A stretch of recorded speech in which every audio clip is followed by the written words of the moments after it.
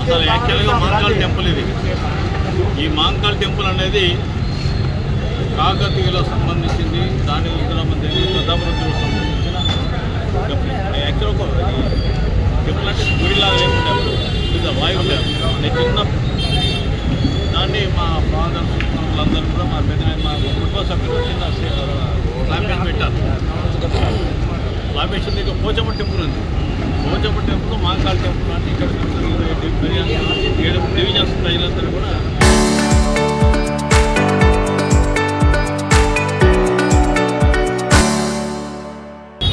మాంకాలమ్మ గారికి టెంకాయ కొట్టి నైవేద్యం పెట్టిన దాన్ని పోచమ్మ టెంపుల్ పోతుంది. అలాంటి టెంపుల్స్ ఈ 2 మరి రాజకీయంగా దీన్ని తలదూర్చి ఇక్కడ పక్కన రమేష్ అన్న ఉన్నవాడికి ఆనాడు పున్నముల్లి అనే వ్యక్తి మున్నూరు కాపు పేరుతోటి అంత కేసు ఇచ్చిండు. దాని తర్వాత కేసు ఏమైంది, 2 రోజుల తర్వాత వాడికి డెత్ అయింది. డెత్ అయిన తర్వాత మళ్ళీ వాళ్ళ ప్రజలు వాళ్ళకి అసలు మాజీ ఎమ్మెల్యే నరేందర్ గారు అది దీన్ని కులగొట్టమని చెప్పి రాజ్యాంగం తెలుస్తుంది. అంటే వాళ్ళంటే కులం అంట. దేవుడికి ఏ కులం లేదు, ఏ కుల మతం లేదు. దేవుడు మాంకాలమ్మ త్రిశక్తి పీఠం. త్రిశక్తి పీఠం అనేది మొత్తం వరంగల్ ఉమ్మడి జిల్లాలో ఇక్కడే ఉంది, ఎక్కడ లేదు. దయచేసి నేను రాజకీయ నాయకులు ఒకటే విజ్ఞప్తి చేస్తున్నాను. అయ్యా రాజకీయ నాయకులు రాజకీయం చేయకండి. అమ్మవారిని రాజకీయంగా ఏ రాజకీయ పార్టీ అయినా ఏ కులమైనా మతమైనా పోకుండా వస్తువులు దండం పెట్టేది కార్యక్రమం అనేది. రాజకీయాలు జోగిపోకుండా నేను ఒకటే విజ్ఞప్తి చేస్తున్నా. మున్సిపల్ కార్పొరేషన్ వాళ్ళు కూడా కమిషనర్తో మాట్లాడుతున్న సందర్భంలో నాకేం సంబంధం లేదు. నడి రోడ్లో కడుతున్నాయి అవన్నీ గొలగొట్టండి, నేనే గొలగొడుతుంది. ఆ శ్రమ మీకు ఇవ్వను, నేనే చేసుకుంటాను. మేము కట్టించిన టేబుల్ మేమే కొనుక్కుంటానికి సిద్ధంగా ఉన్నా. కానీ నడి రోడ్ల మీద కొన్ని ఉంటాయి. ఆ నడి రోడ్లో ఉన్నవాడిని మీరు డిస్మెంటల్ మీరు స్టార్ట్ చేయండి, నేను మొదలు పెట్టి నేనే కొడతాను. ఒక్కటి కొట్టాను నేను టెంపుల్ మొత్తం కొనుగొట్టే పద్ధతి నాది అని చెప్పడం జరిగింది. ఆనా మధ్యరాత్రి అప్పుడు నరేందర్ గారు సపోర్ట్తో కొలగొడితే నేను బహిరంగంగా లోన్ పెట్టి నిలబడి ఇక్కడ నేను ఒక ఎమ్మెల్యేగా ఉండి అందులో నా వార్డు ఇది. మా తాత ముత్తాత పుట్టి మేము రాజకీయం కోసమో పిల్లల కోసమో వ్యాపారం కోసం వచ్చామో కాదు. మా కుటుంబం మా తాత ముత్తాతలు ఇక్కడ లోకల్ మేము. మరి నా కొత్తగా రాజకీయాల కోసం వ్యాపారం కోసం వచ్చి రాజకీయం చేస్తే అమ్మ వాళ్ళు ఎవరు సహించారు. దీనికి పక్కన చింతర్ వైన్స్ అయినా పెట్టుబడిదారి వీళ్ళకు పెట్టుబడిదారు చింతర్ వైన్స్, చింతర్ బార్ లిక్కర్ కింగ్. మరి లిక్కర్ కింగ్ గారు మరి 3-4 బార్లు ఉంటాయి. మరి మొత్తం మరి చేసుకోవాలి. ఆయన వ్యాపారం చేసుకుని నాకు ఆబ్జెక్షన్ లేదు. కానీ అమ్మవారికి టెంపుల్ జోక్యం చేసుకొని ఇక్కడ రిజిస్ట్రేషన్ కాకుండా ఏం కాకుండా మరి ఇండైరెక్ట్గా వాళ్ళు సపోర్ట్ చేసుకున్న వ్యక్తి అయితే సంఖ్య దృష్టి లేదు. చాలా వరకు రోడ్ టెంపుల్ ఏంటంటే బసవరాజు సారాయి కుటుంబం సంబంధించిన టెంపుల్ ఇది. యాక్చువల్ మా కుటుంబం సంబంధించిన టెంపుల్ కాదు, మేము సేవకులం. ఆ టెంపుల్ ఎవరిది కాదు, మా తాత ముత్తాలది మాది కాదు. కాకతీయుల సామ్రాజ్యం సంబంధించిన కాకతీయులకి సంబంధించిన టెంపుల్ ఇది. ఆ టెంపుల్ కాబట్టి అది ఉండే మాంకాలమ్మ.